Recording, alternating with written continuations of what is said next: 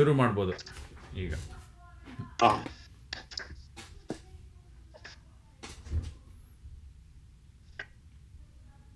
ನಾವು 12ರಿಂದ 15ನೇ ಶತಮಾನದವರೆಗಿನ ಹರಿಹರ ಯುಗದ ಸಾಹಿತ್ಯ ಚರಿತ್ರೆಯನ್ನು ನೋಡ್ತಾ ಇದ್ದೇವೆ. ಈಗ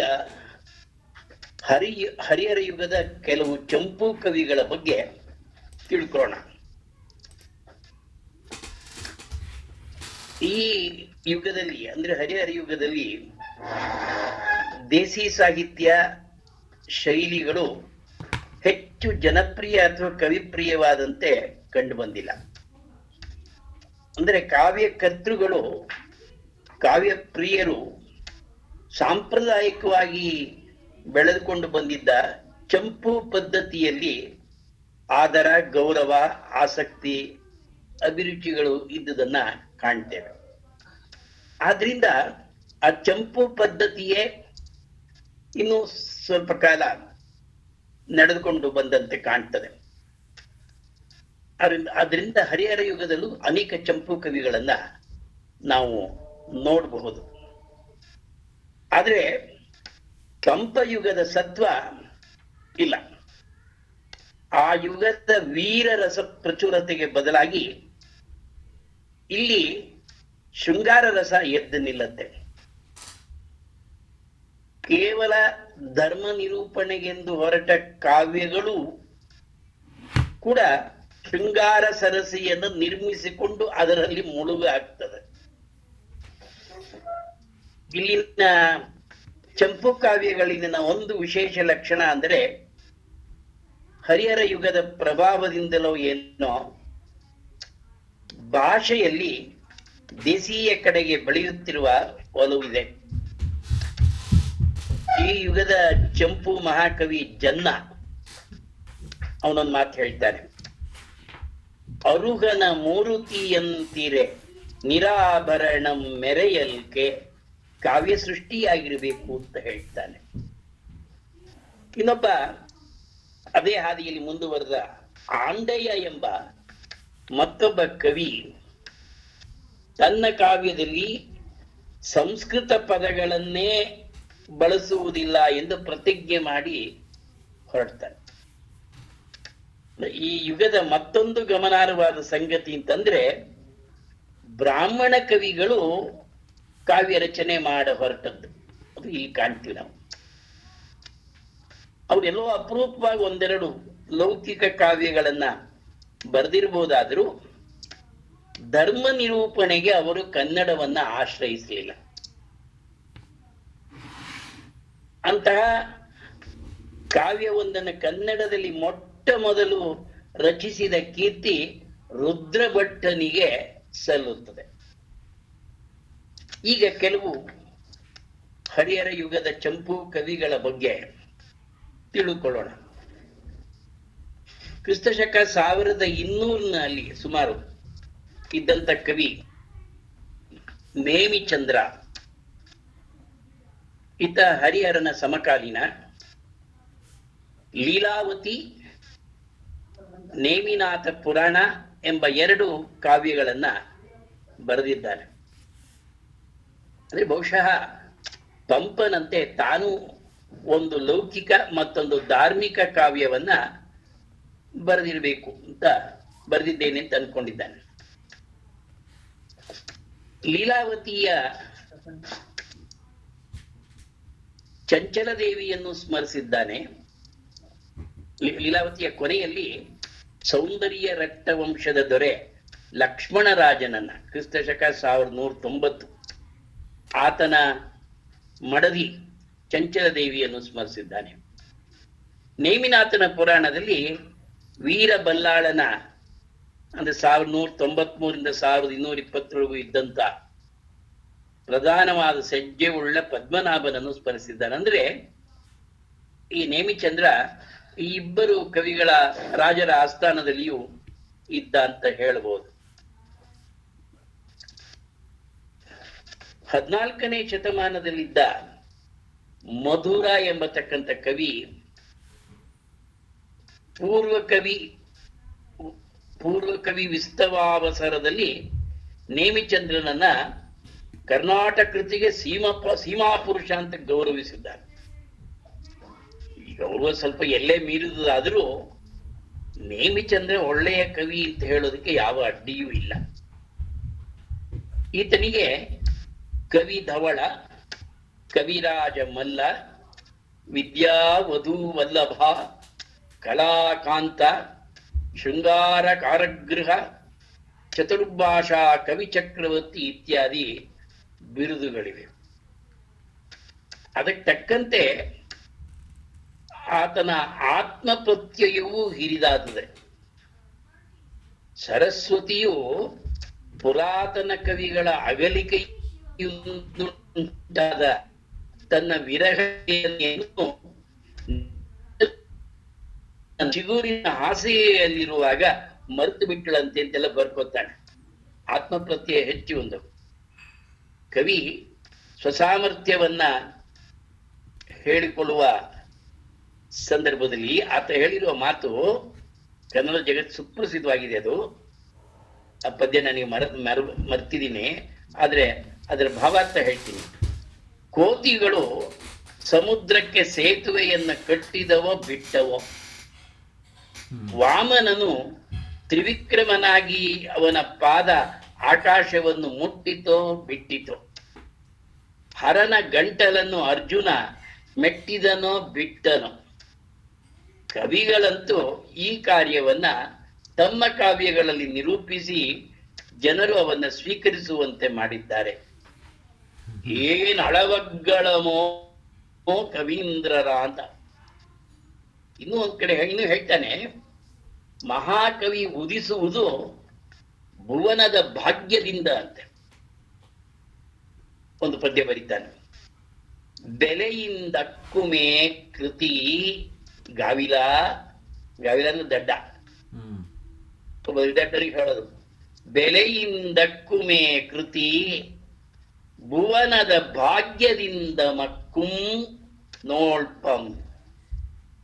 ಬೆಲೆಗೊಟ್ಟು ತಾರ ಮಧುವಂ ಮಲಯಾನಿಲನಂ ಮನೋಜನಂ ಕೌಮುದಿಯಂ.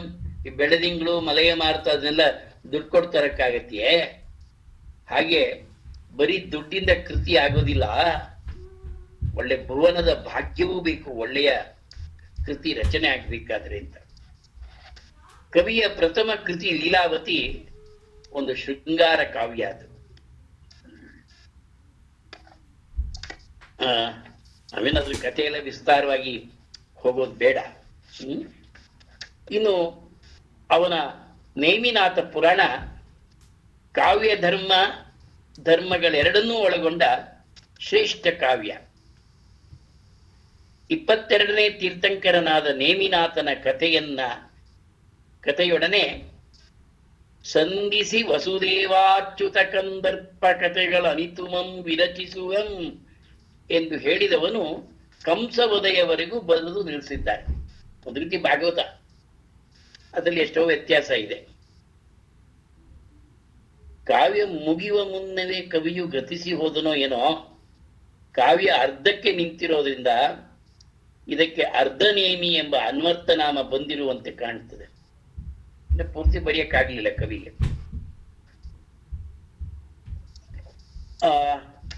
ನೇಮಿಚಂದ್ರನ ಮಾತುಗಳು ರಸವೋ ರಸಾಯನವೋ, ಕಾವ್ಯರೂಪದ ವಸಂತ ಮಾಸವೋ, ಕವಿಗಳ ಅಮೃತವೋ ಎನ್ನುವಷ್ಟು ಮನೋಹರ. ಶ್ರೀಕೃಷ್ಣ ಕಥಾ ಪ್ರಸಂಗದಲ್ಲಿ ಈ ಕಾವ್ಯ ನಿಜವಾಗಿಯೂ ಕರ್ಣರಸಾಯನವೇ ಆಗಿದೆ.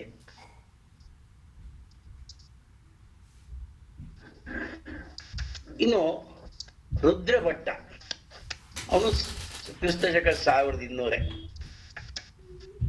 ವೈದಿಕ ಪುರಾಣವೊಂದನ್ನ ಕನ್ನಡ ಕಾವ್ಯ ರೂಪವಾಗಿ ಕೊಟ್ಟವರಲ್ಲಿ ರುದ್ರಭಟ್ಟ ಮೊದಲಿಗ.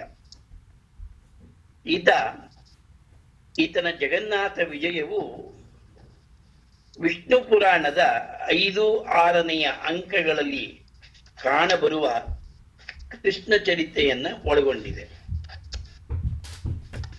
ಈತನು ರಸಕಲಿಕೆ ಎಂಬ ಒಂದು ಲಕ್ಷಣ ಗ್ರಂಥವನ್ನು ಬರೆದಿರುವುದಾಗಿ ಸಾಳ್ವನು ತನ್ನ ರಸರತ್ನಾಕರದಲ್ಲಿ ಹೇಳಿದ್ದಾನೆ. ಆದ್ರೆ ಅದು ಈವರೆಗೆ ಸಿಕ್ಕಿಲ್ಲ. ರುದ್ರಭಟ್ಟ ನೇಮಿಚಂದ್ರನ ಸಮಕಾಲೀನ. ಇಬ್ರು ವೀರಬಲ್ಲಾಳನ ಕಾಲದವರೇ. 1191 1220 ವೀರಬಲ್ಲಾಳ ಇದ್ದ ಕಾಲ. ನೇಮಿಚಂದ್ರ ವೀರಬಲ್ಲಾಳನ ಮಂತ್ರಿ ಪದ್ಮನಾಭನನ್ನು ಆಶ್ರಯಿಸಿದ್ದರೆ, ರುದ್ರಭಟ್ಟ ಆ ದೊರೆಯ ಮತ್ತೊಬ್ಬ ಮಂತ್ರಿ ಚಂದ್ರಮೌಳಿಯನ್ನ ಆಶ್ರಯಿಸಿದ್ದ. ಆತ ತನ್ನ ಸ್ವಾಮಿಯ ಸಂತೋಷಕ್ಕಾಗಿ ನೇಮಿನಾಥವನ್ನು ಪುರಾಣವನ್ನು ಬರೆದ.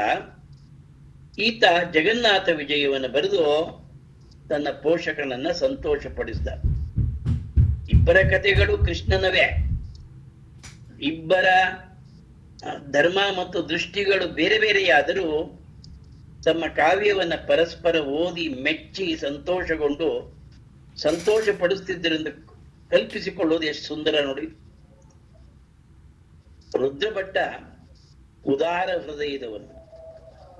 ಬ್ರಾಹ್ಮಣನಾದರೂ ಶಂಕವರ್ಮ, ಶಾಂತಿವರ್ಮ, ಗುಣವರ್ಮ ಮೊದಲಾದ ಜೈನ ಕವಿಗಳನ್ನ ಸ್ಮರಿಸಿ ಅವರ ವಿಶಿಷ್ಟ ಕಾವ್ಯ ಗುಣ ತನ್ನ ಗ್ರಂಥದಲ್ಲಿ ಇಳಿದು ಬರಲೆಂದು ಹಾರೈಸಿದ್ದಾನೆ. ರುದ್ರಭಟ್ಟನಿಗೆ ಕವಿರಾಜ, ಕೃತಿ ಶಾರದಾಭ್ರ ಚಂದ್ರಾತಪ ಎಂಬ ಬಿರುದುಗಳಿದ್ದಂತೆ ಕವಿಯ ಹೇಳಿಕೆ. ಕಾವ್ಯವು ಸುಂದರಿಯ ಸೊಂಕಿನಂತೆ, ಹೊಸ ಮಾವಿನ ಹೂಗೊಂಚಲಂತೆ, ಶ್ರೀಗಂಧದ ರಸದಂತೆ, ಮೊಗ್ಗು ಸುರಿದ ಮಲ್ಲಿಗೆಯಂತೆ, ಪೂರ್ಣಚಂದ್ರನ ಕಾಂತಿಯಂತೆ, ಮಂದಮಾರುತನಂತೆ ಸಜ್ಜನರ ಮನಸ್ಸನ್ನು ಸಂತೋಷಗೊಳಿಸುವುದೆಂದು ಕವಿ ಹೇಳಿಕೊಂಡಿದ್ದಾನೆ. ಹೀಗೆ ಸಂಸ್ಕೃತ ಭೂಯಿಷ್ಠಮಯವಾದ ಜಗನ್ನಾಥ ವಿಜಯದ ಮೊದಲ 5 ಪದ್ಯಗಳನ್ನ ಪಾಷಾಣಗಳೆಂದು ಕರೆದು ಅವುಗಳಿಗೆ ಸಂಸ್ಕೃತದಲ್ಲಿ ವ್ಯಾಖ್ಯಾನ ಬರೆದಿದ್ದಾನೆ. ಇದನ್ನು ನೋಡಿದ್ರೆ ಕವಿ ಪ್ರಕಾಂಡ ಪಾಂಡಿತ್ಯ ಇದ್ದಿರಬೇಕು. ನೇಮಿಚಂದ್ರನಂತೆ ರುದ್ರಭಟ್ಟನಿಗೂ ಕವಿಗಿಂತ ಹೆಚ್ಚಾಗಿ ಪಂಡಿತನಾದವನು. ನೇಮಿಚಂದ್ರನು ಸ್ತ್ರೀರೂಪಮೇ ರೂಪಂ ಶೃಂಗಾರಮೇ ರಸಂ ಎಂದು ತನ್ನ ಆದರ್ಶವನ್ನು ಎತ್ತಿ ಹಿಡಿದರೆ, ರುದ್ರಭಟ್ಟ ವೈಷ್ಣವ ಕಾವ್ಯ ರಸಾರ್ಣವಂ ತುಳುಕಾಡುಗೆ ಎಂಬ ಆದರ್ಶದಿಂದ ಹೊರಟವನು. ಆದರ್ಶ ಬೇರೆ ಬೇರೆಯಾದರೂ ರಸಾಸ್ವಾದನೆಗೆಂದು ಹೊರಟವರಿಗೆ ಆಗುವ ಫಲ ಒಂದೇ. ಪಾಂಡಿತ್ಯ ಪ್ರಚುರವಾದ ನಾರೀಕೇಳಪಾಕ ಭಾಷೆಯ ಭಾರವನ್ನು ಹೊರುವಷ್ಟು ಭಾವಪುಷ್ಟಿಯಲ್ಲಿ ಇವರ ಕವಿತೆಗಳಿವೆ. ವರ್ಣನೆಯಲ್ಲಿ ಇಬ್ಬರೂ ಕವಿ ಸಮಯ ಬಳಸ್ತಾರೆ, ಆದರೆ ವರ್ಣನೆಯಲ್ಲಿ ನೂತನತೆ ಇಲ್ಲದೆ ಹೋಗಿಲ್ಲ.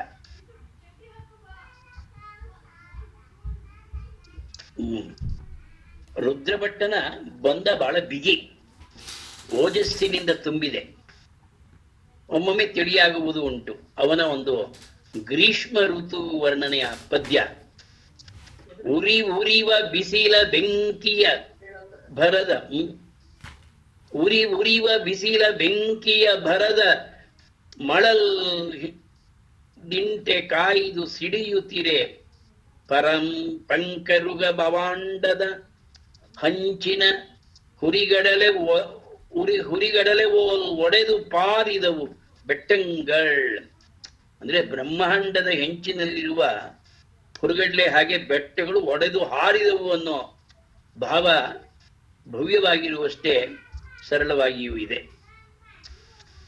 ಕಾವ್ಯ ರಸಾಸ್ವಾದನೆಗಿಂತಲೂ ಹೆಚ್ಚಾಗಿ ಪಾಂಡಿತ್ಯಾರ್ಜನೆಗೆ ನೇಮಿಚಂದ್ರ, ರುದ್ರಭಟ್ಟ ಇಬ್ಬರ ಕಾವ್ಯಗಳು ಅಭ್ಯಾಸ ಯೋಗ್ಯವಾಗಿದೆ. ಇನ್ನು ಮುಂದಿನ ಕವಿ ಬಪ್ಪಣ್ಣ ಪಂಡಿತ.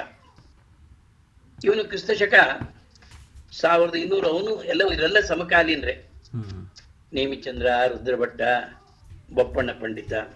ಆ್ಯಂಡ್ ಎಲ್ಲರೂ ಒಂದೇ ಏರಿಯಾದ ಯಾವ ಏರಿಯಾದಲ್ಲಿ ಇದ್ದಿದ್ದು ಇವರೆಲ್ಲ ಕರ್ನಾಟಕದಲ್ಲಿ?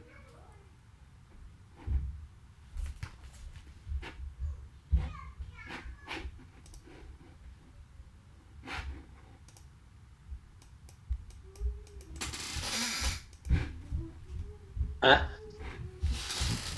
ಏನ್ ಹೇಳು? ಮಧ್ಯಾಹ್ನ ಇದು ಕನೆಕ್ಷನ್ ಇದಾಯ್ತು. ಅಲ್ಲ, ಇವರೆಲ್ಲ ಯಾವ ಏರಿಯಾದಲ್ಲಿ ಇದ್ದಿದ್ದು ಕರ್ನಾಟಕದಲ್ಲಿ? ಒಂದೇ ಕ್ರಿಸ್ತ ಶಕ 1200. 200. ಓಕೆ. ಅದೇ ಇವರೆಲ್ಲ ಕರ್ನಾಟಕದಲ್ಲೇ. ಅಲ್ಲಲ್ಲ, ಕರ್ನಾಟಕದಲ್ಲಿ ಆಸ್ಥಾನಗಳು, ಆ ರಾಜರ ಬೇರೆ ಆಸ್ಥಾನಗಳಿದ್ರು ಅಂತದ್ದು. ಹ್ಮ್ ಇವನು ಅಲ್ಲಿ ಇಂಥ ಪರ್ಟಿಕ್ಯುಲರ್ ಸ್ಥಳ ಅಂತ ಎಲ್ಲರಿಗೂ ಸಿಕ್ಕಿ ಗೊತ್ತಾಗಿ ಇದೇ ಇರುತ್ತೆ ಎಲ್ಲ ಬೇರೆ ಹೊರತು ನೀವು ತಿಳಿಸ್ಬೇಕು. ಅದೇ ಇಲ್ಲಿ ಹೆಚ್ಚು ಕಡಿಮೆ ಅವರು ಈ ಅಲ್ಲ ಇವನು ಬಪ್ಪಣ ಪಂಡಿತ ಶ್ರವಣದವ್ರೆ ನೇಮಿನ ಎಲ್ಲ ಸುತ್ತಮುತ್ತ ಇರೋರೆ. ಬಪ್ಪಣ ಪಂಡಿತ ನಿರ್ವಾಣ ಲಕ್ಷ್ಮೀಪತಿ ಗೊಮ್ಮಟ ಸ್ತುತಿಗಳನ್ನ ಬರೆದಿದ್ದಾರೆ. ಎರಡು ಕೇವಲ ಪುಟ್ಟ ಗ್ರಂಥಗಳವು, 27 ವೃತ್ತಗಳನ್ನ ಒಳಗೊಂಡಿವೆ. ಮೊದಲನೆಯದರ ಪ್ರತಿಪದ್ಯವು ನಿರ್ವಾಣ ಲಕ್ಷ್ಮೀಪತಿ ಎಂದು ಮುಗಿಯುವುದರಿಂದಲೂ 26 ನಕ್ಷತ್ರಗಳ ಸಂಖ್ಯೆಯಲ್ಲಿ ರಚಿತವಾಗಿರೋದ್ರಿಂದಲೂ ಅದಕ್ಕೆ ನಿರ್ವಾಣ ಲಕ್ಷ್ಮೀಪತಿ ನಕ್ಷತ್ರ ಮಾಲಿಕೆ ಅನ್ನೋ ಹೆಸರು ಬಂದಿದೆ.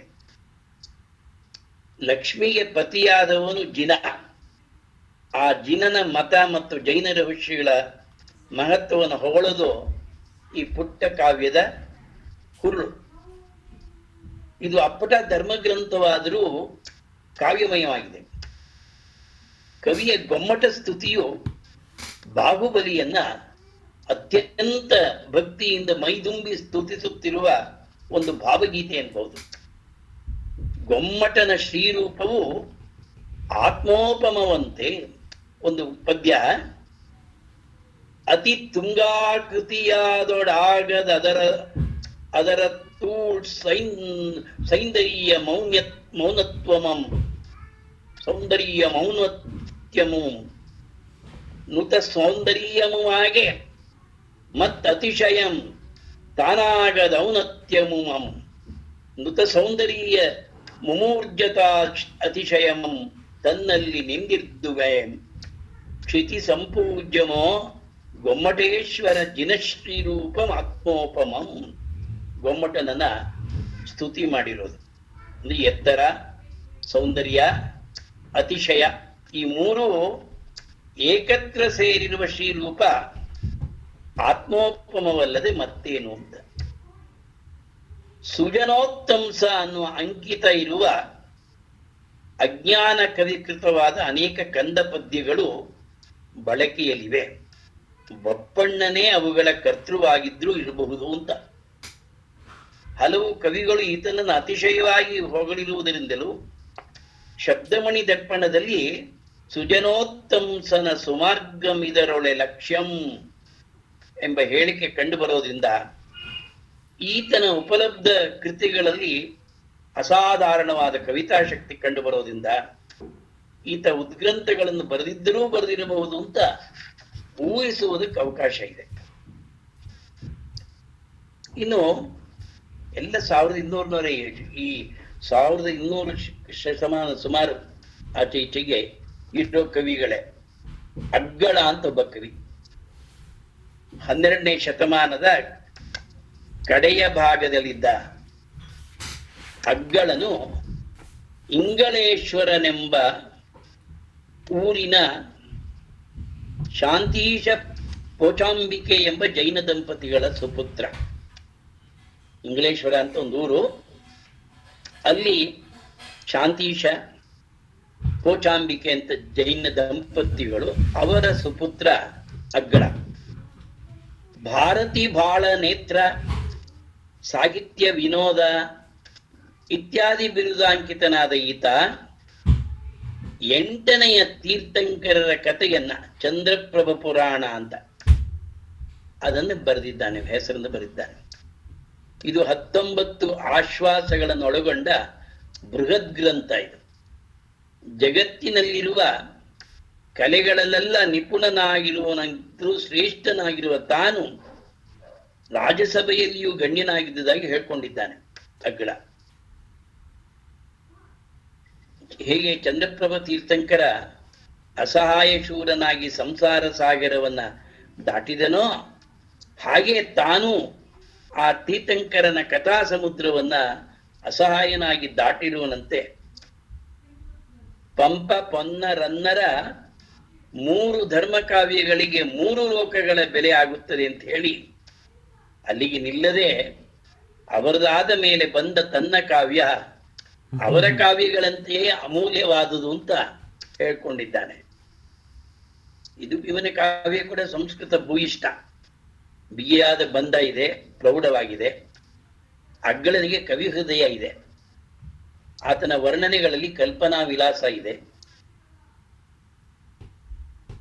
ಅಲ್ಲದೆ ತನ್ನ ಕಾವ್ಯದ ವೀರ ಜೀವನದ ಮೇಲೆ ಸ್ವಲ್ಪ ಮಟ್ಟಿಗೆ ಬೆಳಕನ್ನು ಚೆಲ್ತಾನೆ. 8ನೇ ತೀರ್ಥಂಕರನ್ನು ಕುರಿತು ಬರೆದವರಲ್ಲಿ ಇವನೇ ಮೊದಲಿಗ. ಇನ್ನೊಬ್ಬ ಆಚಣ್ಣ ಅಂತ ಕವಿ, ಅವನು 13ನೇ ಶತಮಾನದ ಆದಿ ಭಾಗದಲ್ಲಿದ್ದ.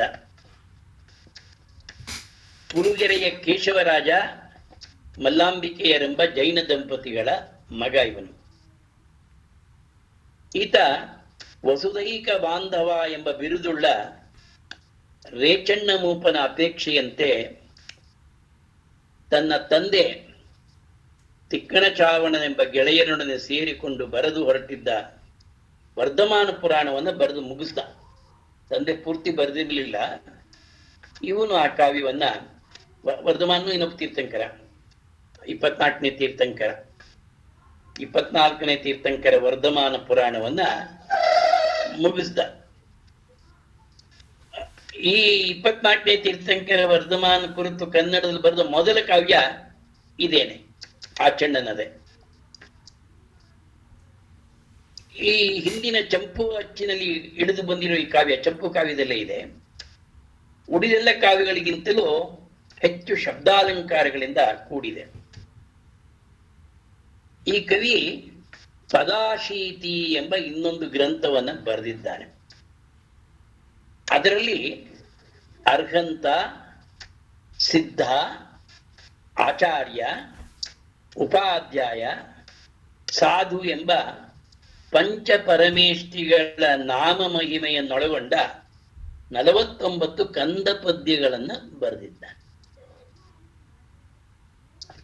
ಇನ್ನು ಮುಂದಿನ ಕವಿ ಕವಿಕಾಮ ಅಂತ ಹೆಸರೇ, ಕವಿಕಾಮ. ಅಲ್ಲ, ಆಚರಣನ ಸಮಕಾಲೀನ ಇವನು. ಆ ಹಿಂದಿನವನಲ್ಲಿ ಕಂದ ಪದ್ಯ ಅಂದಲ್ಲ, ಕಂದ ಪದ್ಯ ಅಂದ್ರೆ ಏನಣ್ಣ? ಕಂದ ಪದ್ಯ ಅಂದ್ರೆ 4 ಸಾಲುಗಳ ಪದ್ಯ ಅದು.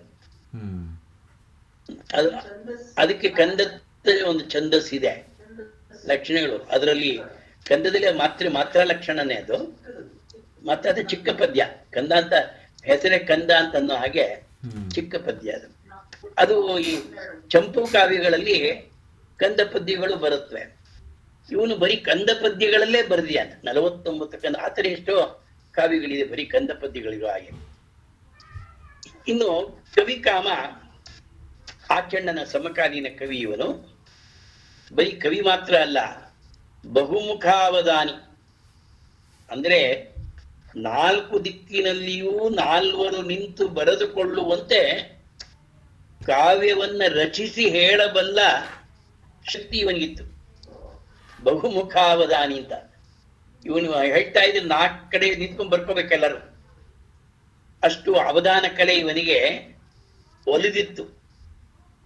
ಅತ್ತ ಈ ಕಡೆ ಒಂದ್ ಕಡೆ ಪಗಡೆ ಆಟ ಆಡೋದು, ಈ ಕಡೆ ಓದ್ತಿರೋ ತನ್ನ ಬರ ತಿದ್ದೋದು, ಇನ್ನೊಂದ್ ಕಡೆ ಸಂಗೀತ ಶ್ರವಣ ಮಾಡೋದು, ಮತ್ತೊಂದ್ ಕಡೆ ಹಾಸ್ಯ ಚಟಾಕಿ ಹಾರಿಸೋದು. ಈ ಅವಧಾನಗಳೆಲ್ಲ ಅಷ್ಟಾವಧಾನ, ಶತಾವಧಾನ, ಅದ್ರಲ್ಲಿ ಇದೆಲ್ಲ ಇರುತ್ತೆ. ಇವನು ಅಂದ್ರೆ ಇವನು ಅಷ್ಟಾವಧಾನ ಕಾಲೇ ಬಂದಿತ್ತು. ಈತ ಶೃಂಗಾರ ರತ್ನಾಕರ ಅನ್ನೋ ಶಾಸ್ತ್ರ ಗ್ರಂಥವನ್ನ ಬರೆದಿದ್ದಾನೆ. ಇದಕ್ಕೆ ರಸವಿವೇಕ ಅಂತ ಮತ್ತೊಂದು ಹೆಸರು ಉಂಟು. ರಸಮೇ ಮೊದಲ್ ಕವಿತೆಗೆ ಎಂದು ಹೇಳಿ ಕಾವ್ಯದಲ್ಲಿ ರಸಕ್ಕಿರುವ ಪ್ರಾಧಾನ್ಯತೆಯನ್ನ ಎತ್ತಿ ನಿಲ್ಲಿಸಿದ್ದಾನೆ. ನಮ್ಮ ರಾಘವಾಂಕ ರಸಜೀವ ಅಂತ ಆ ಪದ್ಯದ ಹೇಳ್ತಾನೋ ಹಾಗೆ ಇವನು ರಸಮೇ ಮೊದಲ್ ಕವಿತೆಗೆ ಬೇಕಾಗ ರಚನೆ ಮಾಡ್ಬೇಕಾದ್ರೆ ರಸ ಇರ್ಲೇಬೇಕು. ನವರಸಗಳು ಅಂತೆಲ್ಲ ಹೇಳ್ತೀವಲ್ಲ, ಶೃಂಗಾರ, ಹಾಸ್ಯ, ಅದು ಇವನು ಶಾಂತರಸವನ್ನ ಒಪ್ಪೋದಿಲ್ಲ. 9 ರಸಗಳು, ನವವಿಧ ರಸಗಳು ಶಾಂತರಸ, ಕೆಲವು ಮೊದಲು ಶಾಂತರಸ ಅನ್ನೋದು ಒಪ್ತಿರ್ಲಿಲ್ಲ. ಅದು ಇವನು ಶೃಂಗಾರಸವನ್ನು ಕುರಿತು ವಿಚಾರವಾಗಿ ಪ್ರತಿಪಾದಿಸಿದ್ದಾನೆ. ಶೃಂಗಾರದ ಮೇಲೆ ಇವನು ಬಹಳ ಅಭಿಮಾನ. ಕನ್ನಡದಲ್ಲಿ ನೋಡಿ, ಇದು ಈ ಕಾವ್ಯ ಆ ಶೃಂಗಾರ ಇದೆ ರತ್ನಾಕರ ಅನ್ನೋದು ಬರೀ ರಸಗಳ ಬಗ್ಗೆ ಬರೆದಿರೋ ಕಾವ್ಯ. ಅದು ಯಾವುದು ಕಥೆ ಪುರಾಣ ಅಲ್ಲ.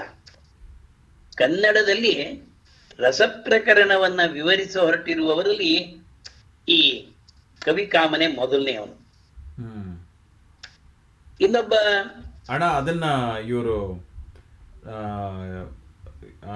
ಡ್ಯಾನ್ಸ್ ನಮ್ಮ ಕರ್ನಾಟಕದಲ್ಲಿ ಕಲೆಯಲ್ಲಿ ಅಂದ್ರೆ ಈ ಡ್ಯಾನ್ಸ್ ಆಗ್ಲಿ ಅಥವಾ ನಾಟಕದಲ್ಲಿ ಆ ಕಾವ್ಯನ ಏನಾದ್ರು ಬಳಸ್ಕೊಂಡಿದಾರ ಅಥವಾ ಅದದ್ದೇನೋ ಉಲ್ಲೇಖ ಬರಲ್ಲ? ಅಲ್ಲ, ರಸಗಳ ಬಗ್ಗೆ ಬರೀತಾರೆ ಇವರು. ಈಗ ನವರಸಗಳನ್ನೆಲ್ಲ ಆ ರಸದ ಬಗ್ಗೆ ಅದ್ರ ಬಗ್ಗೆ ಎಲ್ಲ ಬರೀ ಆ ರಸಗಳನ್ನ ನೃತ್ಯದಲ್ಲಿ ಅಳವಡಿಸ್ಕೋಬಹುದು, ಕಾವ್ಯದಲ್ಲಿ ಅಳವಡಿಸ್ಕೋಬಹುದು, ನಾಟಕದಲ್ಲಿ ಅಳವಡಿಸ್ಕೋಬಹುದು. ಅಂದ್ರೆ ಆ ರಸದ ಲಕ್ಷಣ, ಆ ರಸಕ್ಕೆ ಭಾವ ಯಾವುದು, ಅದು ಪೂರ್ತಿ ನಮ್ಮ ಇದ್ರ ಬರುತ್ತಲ್ಲ ಮೀಮಾಂಸೆ, ಹಾಗೆ ಅದನ್ನ ತಿಳಿಸ್ತಾನೆ. ಆ ರಸದ ಬಗ್ಗೆ ಅವನು ಕಾವ್ಯ ಬರ್ದಿರೋದು. ಇವನೇ ಮೊದಲಿಯವನು. ಈತ ಸ್ತನಶತಕ ಅಂತ ಮತ್ತೊಂದು ಕೃತಿಯನ್ನು ರಚಿಸಿರುವುದಾಗಿ ಒಬ್ಬ ಪಾರ್ಶ್ವಕವಿ ಹೇಳ್ತಾನೆ. ಅಂದ್ರೆ ಅದು ಉಪಲಬ್ಧ ಇಲ್ಲ. ಈತನ ಗ್ರಂಥದ ಆಂತರಿಕ ಪ್ರಮಾಣಗಳಿಂದ ಇವನೊಬ್ಬ ಶೈವ ಬ್ರಾಹ್ಮಣ ಅಂತ ಊಹಿಸಬಹುದು. ಯಾರಿ ಕವಿಕಾಮ ಜಗದೊಳ್ ಸನ್ನಿಧವಾದ ನಾಳ್ನುಡಿಗಳಂ ಚಂದಕ್ಕೆ ಬರ್ಪಂತು ನೆಟ್ಟಿಗೆ ಮಾತಾಡುವ ಬಲ್ಮೆ ಚಿತ್ರದೊಳೊಳ ಅಲ್ಪರ್ತಮಂ ಕೂಡೆ ನಾಲಿಗೆಯಂ ರಂಜಿಸುವುದೊಂದು ಭಿನ್ನಣಂ, ಹೀಗೆಲ್ಲ ಬರೆದಿದ್ದಾನೆ. ಇನ್ನು ನೆಕ್ಸ್ಟ್ ಬಂಧುವರ್ಮ ಅಂತ ಕವಿ. ಇವನು ಕ್ರಿಸ್ತಶಕ 1200. ಈತ ಹರಿವಂಶಾಭ್ಯುದಯ, ಜೀವ ಸಂಬೋಧನೆ ಎಂಬ 2 ಗ್ರಂಥ ಬರೆದಿದ್ದಾನೆ. ತಾನೊಬ್ಬ ಋಷ್ಯೋತ್ತಮನೆನ್ನುವುದನ್ನು ಬಿಟ್ಟು ಕವಿ ಮತ್ತೇನನ್ನೂ ತನ್ನ ವಿಚಾರವಾಗಿ ಹೇಳ್ಕೊಂಡಿಲ್ಲ. ಅವನು 14ನೇ ಶತಮಾನದಲ್ಲಿದ್ದ ನಾಗರಾಜನೆಂಬ ಕವಿ ತನ್ನ ಪುಣ್ಯಾಶ್ರವದಲ್ಲಿ ಈತನನ್ನ ಹೊಗಳಿದ್ದಾನೆ. ಈತನ ಹೊಗಳ್ತಾ ಈತನ ಮುಂದೆ ಉಳಿದ ಕವಿಗಳೆಲ್ಲ ರವಿಯಂ ಬಳಸಿದ್ದ ಬಹಳ ಭಗಣಂಗಳ, ಅಂದ್ರೆ ನಕ್ಷತ್ರಗಳ ಓಲ್ ಕಾಂತಿಹೀನರು ಅಂತ ಹೇಳ್ತಾನೆ. ಆ ನಾಗರಾಜ ಕವಿ ಇವನ್ನ ಹೊಗಳಿರೋದು. ಇವನು ಸೂರ್ಯ, ಇವನ್ ಸುತ್ತ ಇರೋ ನಕ್ಷತ್ರ ಎಲ್ಲ ಕಾಂತಿಹೀನ ಅಂತ. ಈತನಿಗೂ ಹಿಂದಿನ ಹರಿಹರ ಯುಗದ ಚಂಪು ಕವಿಗಳನ್ನು ದೃಷ್ಟಿಯಲ್ಲಿಟ್ಕೊಂಡು ಹೇಳೋದಾದ್ರೆ ಈ ಮಾತು ಬಹುಮಟ್ಟಿಗೆ ಸತ್ಯ. ಅಂದ್ರೆ ಭಾಷೆಯೇ ಹೆಚ್ಚು ಪ್ರಮುಖವಾಗಿ ಬಂಧದ ಬಿಗಿಯಿಂದ ಉಸಿರು ಕಟ್ಟಿ ಹೋಗಿದ್ದ ವಾಗ್ದೇವಿಯು ಬಂಧುವರ್ಮನ ಕೃತಿಗಳಲ್ಲಿ ಸರಾಗವಾಗಿ ಉಸಿರಾಡುವಂತಾಗಿದ್ದಾಳೆ. ಇದೆಲ್ಲ ಒಂದು ರೀತಿಯ ಹೊಗಳಿಕೆ. ಹರಿವಂಶಾಭ್ಯುದಯ ಬಂಧುವರ್ಮ ಪರದ ಕೃತಿ 14 ಆಶ್ವಾಸಗಳ ಚಂಪು ಕಾವ್ಯ. ಇದರಲ್ಲಿ 22ನೇ ತೀರ್ಥಂಕರನಾದ ನೇಮಿಜಿನೇಶನ ವೃತ್ತಾಂತ ಇದೆ. ಇದನ್ನೇ ಈ ಹಿಂದೆ ನೇಮಿಚಂದ್ರ ಕವಿ ಬರೆದಿದ್ದ. ಹೀಗೆ ಹರಿವಂಶಾಭ್ಯುದಯ ಕಥೆ ಹಳೇದಾದರೂ ಅದರ ನಿರೂಪಣಾ ವಿಧಾನದಲ್ಲಿ ನವೀನತೆ ಇದೆ. ಅದರ ವರ್ಣಭಾಗಗಳನ್ನೆಲ್ಲ ಸರಳತೆ, ಲಾಲಿತ್ಯ, ಪ್ರಸಾದ ಗುಣಗಳು ಕಂಡು ಬರುತ್ತವೆ. ಒಂದು ಅಹಿಂಸಾ ವರ್ಣನೆ ಬಗ್ಗೆ ಒಂದು ಪದ್ಯ. ಕಾವವರಾರುಮಿಲ್ಲ ದನಮೆಂಬುದು ಸೀರನಿತುಮಿಲ್ಲ, ದೋಷಮೆಂಬಾವುದುಮಿಲ್ಲ, ಬೆಚ್ಚುವುದು ಮೈ ಮುಳಿಸಿಲ್ಲದ ಮೂಗು ಜಾತಿಗಳು, ಮೇವುದು ಪುಲ್ ಜಲಂ ಕುಡಿಯುವುದಿರ್ಪೆಯಂ, ಬರುವಂತ ಮಿಷ್ಟ ಸಂಸೇವನೆಯಲ್ಲಿ ಮೈ ಅರಿಯದಿದ್ದುವನೇಂಗಳ ಕೊಳ್ತು ಟೊಳ್ಳಿತೇ. ಇದು ರುಕ್ಮಿಣಿಯ ಕುರುಳ ವರ್ಣನೆ. ಅದು ರುಕ್ಮಿಣಿಯ ಕುರುಳ ವರ್ಣನೆ ಒಂದು ಮಾಡ್ತಾನೆ. ಕರಿಯವೆನಿಸಿದ್ದು ಪೊಳೆವುವು, ಕಪ್ಪಿದ್ರು ಹೊಳಿತಾ ಇದೆ ಅಂತ. ಸುರುಳ್ದು ಕಿಸಿದಿದ್ದು ಮರಳು ತಿರ್ಪುವು, ಬೇರಾಗಿರುತ್ತು ಬಂಬಲ್ದೊಳ್ದು. ಅದು ಕುರುಳಂದವಿದೇಂ ವಿರುದ್ಧಮೋ ಕಾಮಿನಿಯ. ರುಕ್ಮಿಣಿಯ ತಲೆ ಕುರುಳು, ಗುಂಗುರು ಕೂದಲು, ಅದರ ವರ್ಣನೆ ಮಾಡಿದ್ದಾನೆ. ಇನ್ನು ಬಂಧುವರ್ಮನ ಜೀವ ಸಂಬೋಧನೆ ಜೈನ ಮತದ ದ್ವಾದಶಾನುಪೇಕ್ಷೆಗಳನ್ನ ಕನ್ನಡದಲ್ಲಿ ಹೇಳ ಹೊರಟಿರುವ ಗ್ರಂಥ ಇದು. 12 ಅಧಿಕಾರಗಳಿಂದ ಕೂಡಿರುವ ಈ ಗ್ರಂಥ ಇದು ಸ್ವಲ್ಪ ಹೆಚ್ಚು ಕಡಿಮೆ ಚಂಪು ರೂಪದಲ್ಲಿಯೇ ಇವೆ. ನೀತಿ ವೈರಾಗ್ಯ ಬೋಧಕವಾದರೂ ಲಲಿತ ಸುಂದರವಾಗಿದೆ. ಜೀವ ಸಂಬೋಧನೆಯಲ್ಲಿ ಕವಿ ನಿರೂಪಿಸುತ್ತಿರುವುದು ಜೈನ ತತ್ವಗಳಾದರೂ ಅವುಗಳಲ್ಲಿ ಬಹುಭಾಗ ಮಾನವ ಧರ್ಮವೇ. ಆದ್ದರಿಂದ ಸರ್ವಜನಾದರಣೀಯವಾಗಿದೆ. ಒಂದು ಉದಾಹರಣೆಗೆ, ಕುಡಲಾರ್ಪದೊಡೆಯನಪ್ಪುದು ಕುಡಲಾರದೆ ಬೇಡಿದವರ್ಗಳಂ ಮರಗಿಸುತ್ತಿರ್ಪೊಡಂ ಐನಾರ್ಗಂ ಒಡಂಸದಿಪ್ಪಂದರು ಬಡತನಂ ಲೇಸಲ್ತೆ. ಹೀಗೆ ಬಂಧನದಲ್ಲಿ ಬಿಗಿ ಇದ್ರೂ ಲಾಲಿತ್ಯಕ್ಕೆ ಲೋಪ ಬರದಂತೆಯ ಶೈಲಿ. ಹರಿಹರ ಯುಗ ಧರ್ಮವು ಕವಿಯ ಶೈಲಿಯ ಮೇಲೆ ಮೂಡಿಸಿರುವ ಪ್ರಭಾವ ಗಮನಾರ್ಹವಾದ್ದು. ಈತನನ್ನು ನಾಗರಾಜ ಹೊಗಳಿರೋದ್ರಿಂದ ಇವನು 14ನೇ ಶತಮಾನಕ್ಕೂ ಹಿಂದಿನವನು ಅಂತಲೇ ನಾವು, ಯಾಕಂದ್ರೆ ನಾಗರಾಜ 14ನೇ ಶತಮಾನದ ಕವಿ, ಅದನ್ನು ಅದಕ್ಕೂ ಹಿಂದಿನವನು ಇವನು ಅಂತ. ಇನ್ನೊಬ್ಬ ದೇವಕವಿ ಅಂತ. ದೇವಕವಿ ಕ್ರಿಸ್ತಶಕ 1225 ಇವನು. ಕುಸುಮಾವಳಿ ಎಂಬ ಕಾಲ್ಪನಿಕ ಕಥೆ ಒಂದನ್ನ ಚಂಪುವಿನಲ್ಲಿ ಬರೆದ ದೇವಕವಿ ಇವನು. ತನ್ನ ಕಾವ್ಯದಲ್ಲಿ ತನ್ನ ಹೆಸರಿನ ಸೂಚನೆಯೊಂದನ್ನು ಕೊಟ್ಟಿರುವನೇ ಹೊರತು ಸ್ಪಷ್ಟವಾಗಿ ತನ್ನ ಹೆಸರನ್ನು ಹೇಳ್ಕೊಂಡಿಲ್ಲ. ಈತನ ಗ್ರಂಥವು ನೇಮಿಚಂದ್ರನ ಲೀಲಾವತಿಯಂತೆ ಒಂದು ಶೃಂಗಾರ ಪೂರ್ಣವಾದ ಕಲ್ಪನಾ ಕಥೆ ಅದು. ಬ್ರಾಹ್ಮಣನಾದ ತಾನು ಈ ಶೃಂಗಾರ ಕಥೆಯ ಕರ್ತು ಅಂತ ಹೇಳಿಕೊಳ್ಳಲು ನಾಚಿದನೋ ಏನೋ. ತನ್ನ ಗ್ರಂಥಕ್ಕೆ ನಾಯಕನು ಚಿಕ್ಕರಾಜ ಚಮೂಪನೆಂದು ಹೇಳಿ ಆತನ ಇತಿಹಾಸವನ್ನು ಕೊಟ್ಟಿರುವನಾದರೂ ಆ ಚಮೂಪ ಯಾರು, ಯಾವ ರಾಜನ ಚಮೂಪ ಎಂಬುದು ಗೊತ್ತಾಗುವಂತಿಲ್ಲ. ತಾನು ಕವಿ ಕಮಲಜ ಸೂಕ್ತಿ ಸುಧಾರ್ಣವ ಸೋಮಂ ಎಂದು ಹೇಳ್ಕೊಂಡಿರೋದ್ರಿಂದ ಈತ ಕಮಲಭವ 13ನೇ ಶತಮಾನದ ಮಧ್ಯಭಾಗದಲ್ಲಿದ್ದ ಕವಿಯ ಶಾಂತೀಶ್ವರ ಪುರಾಣದ ರಚನೆಯಲ್ಲಿ ಸಹಾಯಕನೋ ಪೋಷಕನೋ ಆಗಿದ್ದಿರಬಹುದು. ಈತನಿಗೆ ಕೃತಿ ರತಿ ರಮಣ, ಭಾರತೀ ಭೂಷಣ ಮೊದಲಾದ ಬಿರುದುಗಳು ಇದ್ದು. ಈತ ವರ್ಣನಾ ಪ್ರಿಯ. ಕವಿಯ ಈ ವರ್ಣನಾ ಪ್ರೇಮ ಪಾಂಡಿತ್ಯಾಭಿರುಚಿಯ ಕಥೆಯ ಓಟವನ್ನ ಕುಂಠಿತಗೊಳಿಸುತ್ತೆ. ಈತನ ಬಂದ ಪ್ರೌಢ, ನಿರರ್ಗಳ, ಗಂಭೀರ ಎಂಬ ಕವಿ ಚರಿತ್ರಕಾರರ ಮಾತು ನಿಜವಾದರೂ ಮನರಂಜನೆಯ ಆದರ್ಶದಿಂದ ಹೊರಟ ಕತೆ ಪ್ರೌಢಿಮೆಯ ಉಡುಪನ್ನು ತೊಡದೆ ಸರಳ ಸುಲಭವಾಗಿದ್ದರೂ ಹೆಚ್ಚು ಉಚಿತವಾಗಿರ್ತಿತ್ತು. ಈತ ಬಹುಶಃ 14ನೇ ಶತಮಾನದ ಆರಂಭದಲ್ಲಿದ್ದಿರಬೇಕು. ಇನ್ನು ಪಾರ್ಶ್ವ ಪಂಡಿತ ಅಂತ ಇವನು ಕ್ರಿಸ್ತಶಕ 1225. ಕವಿಕುಳ ತಿಲಕಂ ವಿಭುಧ ಜನ ಮನಪದ್ಮಿನಿ ಪದ್ಮಮಿತ್ರಂ ಇತ್ಯಾದಿಗಳುಳ್ಳ ಈ ಕವಿ 19 ಆಶ್ವಾಸವುಳ್ಳ ಪಾರ್ಶ್ವನಾಥ ಪುರಾಣದ ಕರ್ತೃ.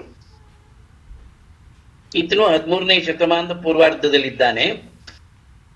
ಒಗಂಟು ಪೇಳುವ ಕವಿಯು ಕವಿಯೇ ಎಂದು ಹೇಳಿ ಸರಳವಾಗಿ ಬರೆಯಬೇಕು ಎಂಬ ಆದರ್ಶದಿಂದ ಹೊರಟಿರೋ ಕವಿ ಸ್ವಲ್ಪ ಮಟ್ಟಿಗೆ ತನ್ನ ಗುರಿಯನ್ನು ಸಾಧಿಸಿದ್ದಾನೆ. 23ನೇ ತೀರ್ಥಂಕರ ಪಾರ್ಶ್ವನಾಥ ಜಿನನನ ಕುರಿತು ಕನ್ನಡದಲ್ಲಿ ಬರೆದ ಕವಿ ಈತ ಮೊದಲವ. ತನ್ನ ಕಾವ್ಯವು ಸತ್ಕೀರ್ತಿ ಎಂಬ ರಮಣಿಯನ್ನು ಒಲಿಸಬಲ್ಲ ವಶೀಕರಣ ಮಂತ್ರ, ನಿರ್ದುಷ್ಟವಾದ ಪರೀಕ್ಷೆಗೆ ನಿಲ್ಲಬಲ್ಲ ಕಾಂತಿಯುಕ್ತವಾದ ಮನೋರತ್ನ, ಸರಳಯುಕ್ತವಾಗಿ ಸಾರವತ್ತಾಗಿ ಸುವರ್ಣನೆಯುಳ್ಳದ್ದಾಗಿ ಕಿವಿಗೂ ಹೃದಯಕ್ಕೂ ಆಭರಣಪ್ರಾಯವಾದ, ಹೀಗೆಲ್ಲ ಬರ್ಕೊಂಡಿದ್ದಾನೆ. ಅದು ತನ್ನ ಕಾವ್ಯ ತಾನೇ ಕವಿ ಹೇಳ್ಕೊಳ್ಳೋದು.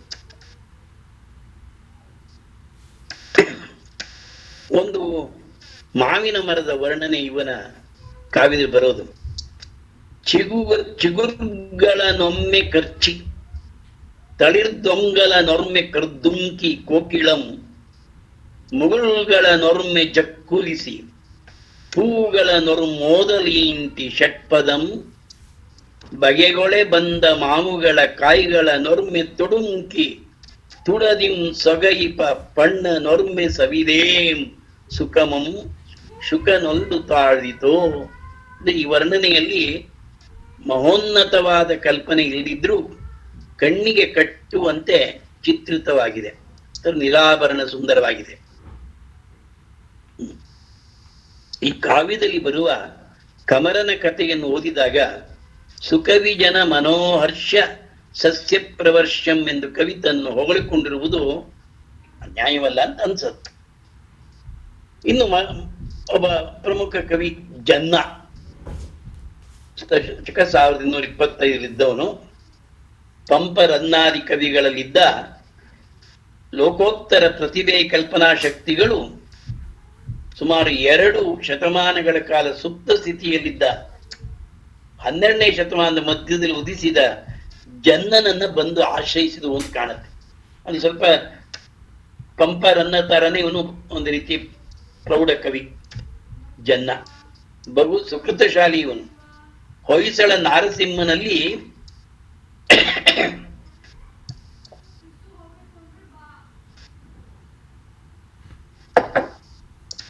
ಇವನು ಕಟಕೋಪಾಧ್ಯಾಯನಾಗಿದ್ದು ಬಹುಶಃ ದೊಡ್ಡ ಕವಿ ಎಂದು ಪ್ರಸಿದ್ಧನಾಗಿ ಸುಮನೋಬಾಣನೆಂಬ ಬಿರುದಿನಿಂದ ಖ್ಯಾತನಾಗಿದ್ದ ಶಂಕರನು ಜನ್ನನ ತಂದೆ. ತಂದೆಯು ಒಳ್ಳೆ ದೊಡ್ಡ ಕವಿ. ಜಗದೇಕ ಮಲ್ಲನಲ್ಲಿ ಕಟಕೋಪಾಧ್ಯಾಯನಾಗಿ ಅಭಿನವ ಶರ್ಮ ವರ್ಮ ಎಂಬ ಬಿರುದನ್ನ ಪಡೆದಿದ್ದ. 2ನೇ ನಾಗವರ್ಮ ಕವಿ ಆತನ ವಿದ್ಯಾಗುರು. ಈತನ ಸೋದರಿ ಸೂಕ್ತಿ ಸುಧಾರಣವದ ಕರ್ತೃವಾದ ಮಲ್ಲಿಕಾರ್ಜುನನ ಮಡಲಿ. ಎಲ್ಲ ಸುತ್ತಮುತ್ತ ಎಲ್ಲರೂ ಒಳ್ಳೆ ದೊಡ್ಡ ವಿದ್ವಾಂಸರೇ. ಆ ಪುಣ್ಯ ದಂಪತಿಗಳ ಸುಪುತ್ರನೇ ಪ್ರಸಿದ್ಧ ವೈಯಾಕರಣನಾದ ಕೇಶಿರಾಜ. ಶಬ್ದಮಣಿ ದರ್ಪಣ ಬರೆದವನು ಕೇಶಿರಾಜ. ಇಂತಹ ಸಾರಸ್ವತ ವಾತಾವರಣದಲ್ಲಿ ಜನ್ನನ ಕವಿತಾ ಶಕ್ತಿ ಅಂಕುರಿಸಿ ಅರಳುತ್ತಾ ಹೋಯಿತು. ಈತನ ಕೀರ್ತಿ ಹರಡಿತ್ತು. ಹಲವು ಕಡೆಗಳಿಂದ ಶಾಸನ ಪದ್ಯಗಳನ್ನು ಬರೆಯಲು ಕರೆ ಬಂತು. ಅವುಗಳನ್ನು ಬರೆಯುತ್ತಾ ಹೋದಂತೆ ಇವನ ಕವಿತಾ ವಲ್ಲರಿ ಬೆಳೀತಾ ಹೋಯಿತು. ಸೊಬಗಿನ ಅಭಿನವ ಮದನನ್ ಆದ ಈ ತರುಣನಿಗೆ ದೊಡ್ಡ ವಂಶದ ಹೆಣ್ಣು ಮಡದಿಯಾಗಿ ದೊರೆತಳು. ಆತನ ಕೀರ್ತಿ ರಾಜಸ್ಥಾನವನ್ನು ಮುಟ್ಟಿತು. ಆತ ಚೋಳ ಕುಲೋದ್ಧಾರಕನಾದ ನರಸಿಂಹ ಬಲ್ಲಾಳನ ಆಸ್ಥಾನ ಕವಿಯಾದ. ಅಷ್ಟೇ ಅಲ್ಲ, ನಿಂತರೆ ಸೇನಾಪತಿ, ಕುಳಿತರೆ ಮಂತ್ರಿ, ಕಾವ್ಯಾಸಕ್ತನಾದರೆ ಕವಿ, ಬರಿಯ ಕವಿಯಲ್ಲ ಕವಿ ಚಕ್ರವರ್ತಿ. ಈ ಜನನಿಗೂ ಕವಿ ಚಕ್ರವರ್ತಿ ಅಂತ ಆಯ್ತು. ಪೊನ್ನ, ರನ್ನ, ಜನ್ನ ಇವರು 3 ಜನಗೂ ಕವಿ ಚಕ್ರವರ್ತಿ ಅಂತ ಬಿರಿದಿತ್ತು. ಚಕ್ರವರ್ತಿ ಕೃಷ್ಣನಿಂದ ಪೊನ್ನ, ತೈಲಪ ಚಕ್ರವರ್ತಿಯಿಂದ ರನ್ನ, ಬಲ್ಲಾಳ ಚಕ್ರವರ್ತಿಯಿಂದ ಜನ್ನ. ಈ 3 ಜನಕ್ಕೆ ಅದು ಕೃಷ್ಣ ಚಕ್ರವರ್ತಿ ಕೃಷ್ಣನಿಂದ ಪೊನ್ನನಿಗೂ, ತೈಲಪ ಚಕ್ರವರ್ತಿಯಿಂದ ರನ್ನನಿಗೂ, ಬಲ್ಲಾಳ ಚಕ್ರವರ್ತಿಯಿಂದ ಜನ್ನನಿಗೂ ಕವಿ ಚಕ್ರವರ್ತಿಗಳು ಅಂತ ಅನ್ಸ್ಕೊಂಡ್ರು ಇವರು. ಯೋಗ್ಯತೆಯಲ್ಲಿ ತಾನು ತನ್ನ ಹಿಂದಿನವರಿಬ್ಬರಿಗಿಂತಲೂ ಒಂದು ಗುಂಜು ತೂಕ ಹೆಚ್ಚು ಅಂತ ಅನ್ಕೊಂಡಿದ್ದಾನೆ ಇವನು.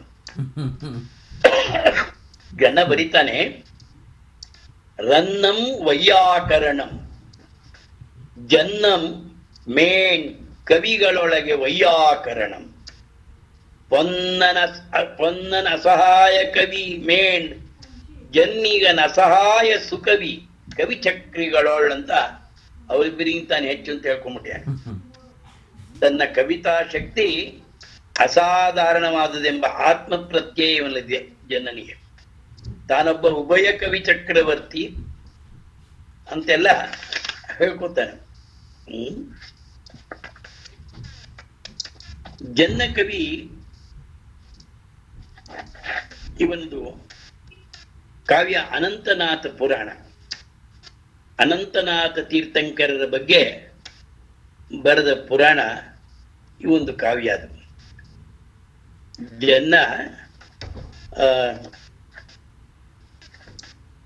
ಜನ್ನ ಕವಿ ಬರೆದ ಗ್ರಂಥಗಳು ಮುಖ್ಯವಾದವು ಎರಡು. ಒಂದು ಯಶೋಧರ ಚರಿತೆ 1909 ಬರೀತಾನೆ. ಇನ್ನೊಂದು ಅನಂತನಾಥ ಪುರಾಣ 1930. ಎರಡೂ ಜೈನರ ಧರ್ಮಗ್ರಂಥಗಳೇ.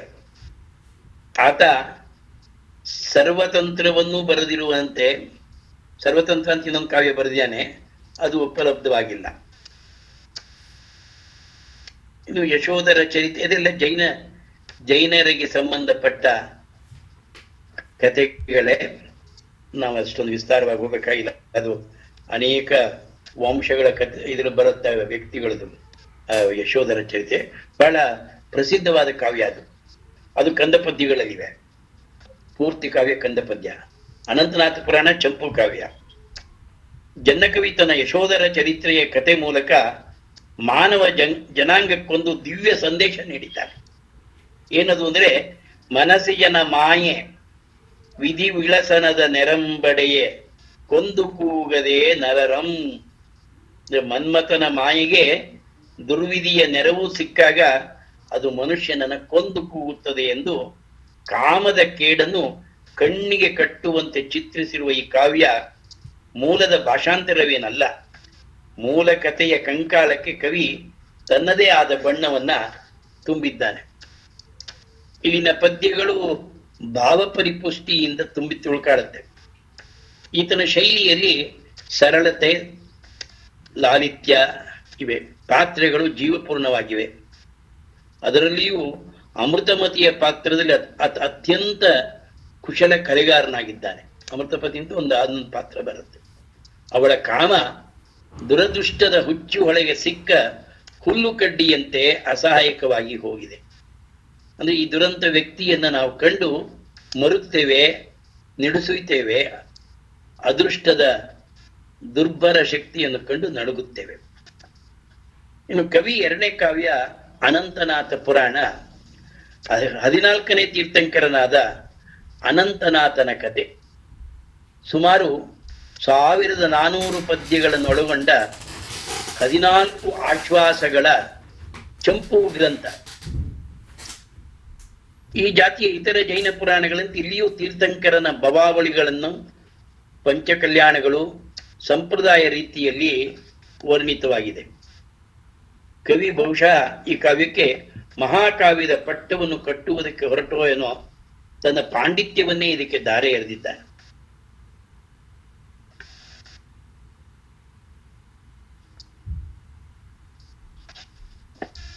ಇನ್ನು ಸೋಮರಾಜ ಅಂತ ಒಬ್ಬ ಕವಿ 1225 ಕ್ರಿಸ್ತಶಕ. ಈತ ವೀರಶೈವ ಶರಣರಲ್ಲಿ ಒಬ್ಬನಾದ ಉದ್ದಟನ ಕಥೆಯನ್ನ 12 ಆಶ್ವಾಸಗಳ ಚಂಪು ರೂಪದಲ್ಲಿ ಬರೆದಿದ್ದಾನೆ. ತನ್ನ ಕಾವ್ಯದ ಇಂಪು ಚಂದ ಮರೀಚಿಯಂತೆ, ತನಿಮಾವಿನ ಪಣ್ಗಳ ತಂದಲಂತೆ, ನವಚಂಪಕ ಮಂಜರಿಯಂತೆ ಬುಧರನ್ನು ಬಗೆಗೊಳ್ಳುವುದೆಂದು ಕವಿ ಹೇಳಿಕೊಂಡಿದ್ದಾನೆ. ಈ ಕಥೆಯ ತಿರುಳು ಶಿವಭಕ್ತಿಯಾದರೂ ಅದು ಹರಡಿಕೊಂಡಿರುವುದು ಪ್ರಣಯದ ಚಪ್ಪರದ ಮೇಲೆಯೇ. ಈ ಕಥಾನಾಯಕನಾದ ಉದ್ದಟ ದೇವ ಗುಜರಾತ್ ದೇಶದ ಬಲ್ಲಕೀಪುರದ ದೊರೆ. ಒಂದು ಕಥೆ, ಆದರೂ ಉದ್ದಟ ದೇವನ ಕಥೆಯನ್ನೇ ಅವನು ಸೋಮರಾಜ ಕವಿ ಬರೆದಿರ್ತಕ್ಕಂಥದ್ದು. ಸೋಮರಾಜನ ಉದ್ದಟ ದೇವನ ಕಥೆಗೆ ಯಾವುದಪ್ಪ ಮೂಲ ಅಂದ್ರೆ ಹರಿಹರನ ಉದ್ಭಟರಗಳೇ ಮೂಲ. ಉದ್ಭಟ ದೇವನ ಕಥೆಗೆ ಉದ್ಭಟರಗಳೇ ಮೂಲ. ಶೃಂಗಾರವೇ ಕಾವ್ಯದ ಸಾರವೆಂದು ಭಾವಿಸಿರುವ ಕವಿ ತನ್ನ ಕಾವ್ಯಕ್ಕೆ ಶೃಂಗಾರ ಸಾರ ಎಂದು ಮತ್ತೊಂದು ಹೆಸರನ್ನು ಕೊಟ್ಟಿದ್ದಾನೆ. ಹೆಸರಿಗೆ ತಕ್ಕಂತೆ ಶೃಂಗಾರ ಕಾವ್ಯದಲ್ಲಿ ತುಂಬಿ ತುಳುಕಾಡ್ತಾ ಇದೆ. ಸೋಮರಾಜನು ಚಂದ್ರವಂಶಕ್ಕೆ ಸೇರಿದ ಇಂದುಶೇಖರ ರಾಜನ ಮಗ. ಪಶ್ಚಿಮ ತೀರದ ಸಣ್ಣ ರಾಜ್ಯವೊಂದಕ್ಕೆ ದೊರೆಯಾಗಿದ್ದಿರ್ಬೋದು ಅಂತ ಊಹೆ. ಇನ್ನೊಬ್ಬ ಪ್ರಸಿದ್ಧ ಕವಿ ಎರಡನೆಯ ನಾಗವರ್ಮ ಅಂತ, ಕ್ರಿಸ್ತಶಕ 1225 ಹರಿವಂಶ ಶೂದ್ರಕಗಳನ್ನು ಬರೆದ ನಾಗವರ್ಮನ ತರುವಾಯ ಬಂದ ಅವನು ಮೊದಲನೇ ನಾಗವರ್ಮ ಹರಿವಂಶ ಶೂದ್ರಕಗಳನ್ನು ಬರೆದ. ಅವನ ನಂತರ ಬಂದ ಇವನು ಎರಡನೇ ನಾಗವರ್ಮ ಪುಷ್ಪದಂತ ಪುರಾಣ ಮತ್ತು ಚಂದ್ರನಾಥ ಅಷ್ಟಕಗಳನ್ನ ಬರೆದಿದ್ದಾನೆ. 13ನೇ ಶತಮಾನದ ಪೂರ್ವಾರ್ಧದಲ್ಲಿದ್ದ ವಜ್ರದೇವ ಮಹಾರಾಜನ ಆಸ್ಥಾನದ ಕೋವಿದರು ತನ್ನ ಕವಿತಾ ಮಾಧುರ್ಯವನ್ನು ಸವಿಯ ಬಯಸಲಾಗಿ ಶಾಂತಿವರ್ಮ ದಂಡನಾಥನು ಅವರ ಪರವಾಗಿ ನಾಗವರ್ಮನನ್ನು ಪ್ರಾರ್ಥಿಸಿದಂತೆ ವಿಷ್ಣು ಸಮುದ್ರರಾಜನಿಗೆ ತನ್ನನ್ನೇ ಅರ್ಪಿಸಿ ಲಕ್ಷ್ಮಿಯನ್ನು ಕೌಸ್ತುಭಮಣಿಯನ್ನು ಪಡೆದಂತೆ ಶಾಂತಿವರ್ಮನು ತನ್ನನ್ನೇ ನಾಗವರ್ಮನಿಗೆ ಅರ್ಪಿಸಿಕೊಂಡು ಕೀರ್ತಿಯನ್ನು ಕವಿಕೃತಿ ಕನ್ನಿಕೆಯಾದ ಪುಷ್ಪದಂತ ಪುರಾಣವನ್ನು ಪಡೆದನಂತೆ. ಹೀಗೆ ಹೇಳ್ಕೊತಾರೆ.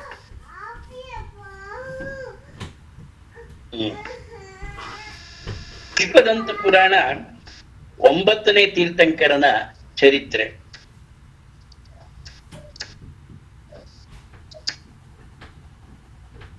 ಚಂದ್ರನಾಥಾಷ್ಟಕದಲ್ಲಿ ಸ್ರಗ್ಧರಾವೃತ್ತ ಸಂಸ್ಕೃತ ಛಂದಸ್ಸು ಇದು ನಮ್ಮ ಖ್ಯಾತ ವೃತ್ತ ಯಾವುದು ಸ್ರಗ್ಧರಾವೃತ್ತದ 9 ಪದ್ಯಗಳಿವೆ. ಕನ್ನಡದ ವೃತ್ತಗಳಲ್ಲಿ ಅದೊಂದು. ಮತ್ತೆ ಭವಿಕ್ರೀಡಿತ ವೃತ್ತ, ಚಂಪಕ ಮಾಲಿಕಾ ವೃತ್ತ ಅನ್ನೋ ಹಾಗೆ ಸ್ರಗ್ಧರಾವೃತ್ತ, ಅದರ 9 ಪದ್ಯಗಳನ್ನು ಬರೆದಿದ್ದಾನೆ.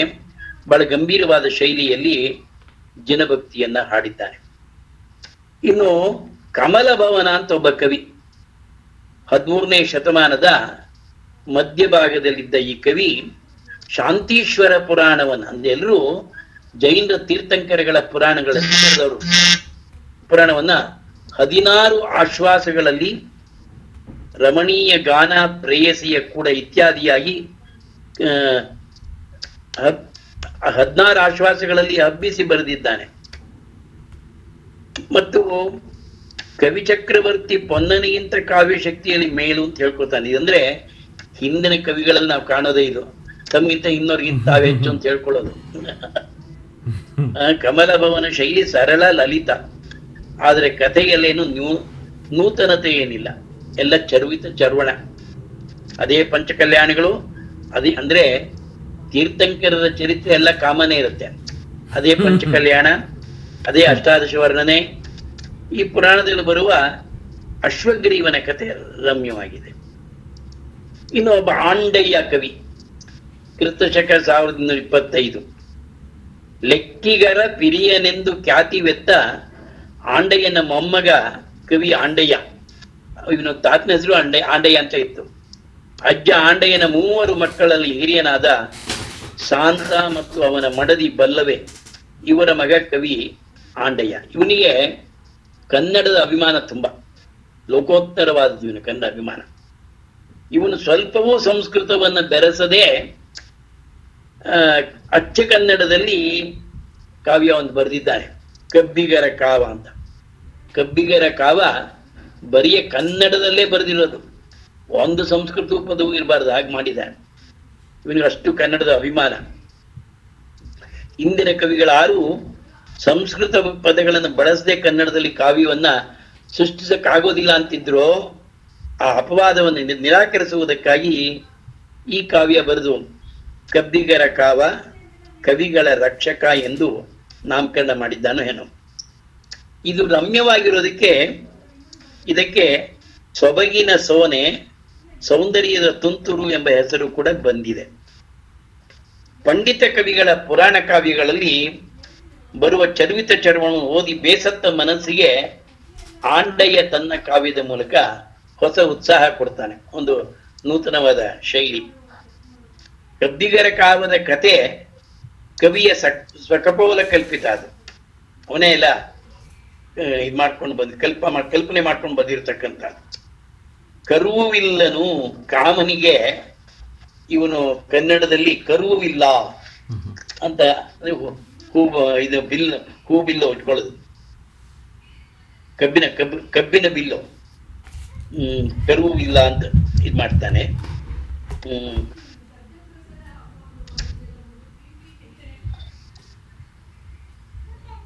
ತನ್ನ ಮಡದಿ ಇಚ್ಛೆಗಾರ್ತಿ ಅಂತಾನೆ.